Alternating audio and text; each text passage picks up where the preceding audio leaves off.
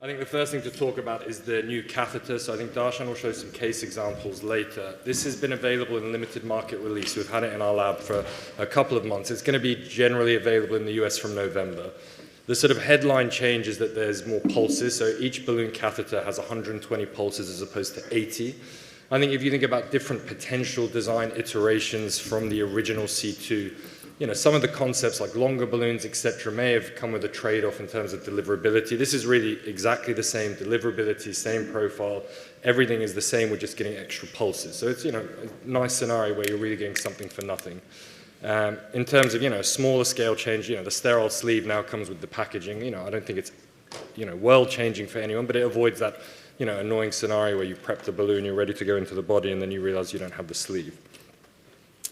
There are, this portion is going to be a little bit US-centric. There are changes to IVL reimbursement. There are both changes that have come into place already, and there are changes that are proposed and hopeful to come into place in the coming months. The changes that have come into place already affect hospital inpatient reimbursement. So this is effective from October 1st, 2023. These new DRG codes replace the previous temporary codes. I think the whole process now for reimbursement is becoming a little more streamlined, a little more straightforward. And I think the most important thing to emphasize is that there's now not going to be any potential for a financial penalty, either for the individual physician or for an institution for using IVL. If you look at this, kind of two buckets of PCI, one with a stent and one without a stent, in both categories, if you use IVL, the reimbursement addition you'll get for the DRG is around $8,000. Now, it will depend a little bit on geography and institutions and other factors, but that's pretty consistent. It's worth emphasizing the without stent placement. There are occasional cases, I think, where we use intravascular lithotripsy and don't place stents, either treating under expanded stents, sometimes in chronic total occlusions with heavy calcium where you invest and don't stent. But irrespective of using a stent or not, there is now an uptick in the reimbursement. As I said, it's about $8,000 in both categories. Obviously, more than offsets the cost of the device. Physician reimbursement is still provisional and not finalized. It's expected to be finalized in the coming weeks and to come into effect from January 1st, 2024.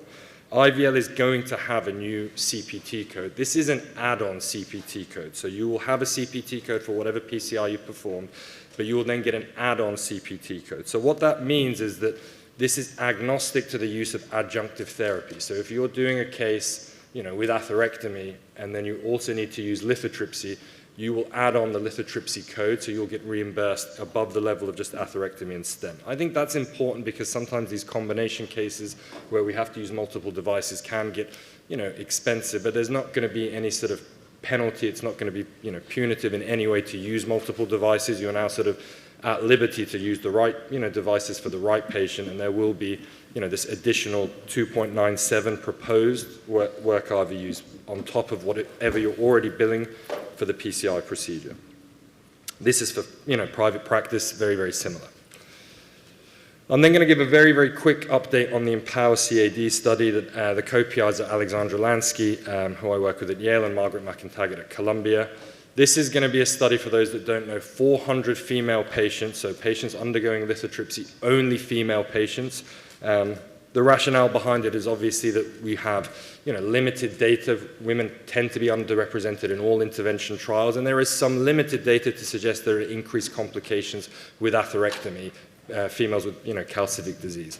The other thing that I think is important to note is that this is more or less an all-comers study, so there's going to be broader patterns of calcium, lesions like left mains, multivessel disease, patients with low ejection fractions. So I think it's going to be a much richer data set than what we've had before. As I said, it's all comers, so all of these sort of lesion subsets that I think weren't studied in Disrupt CAD 1 to 4 are now going to be included in this study.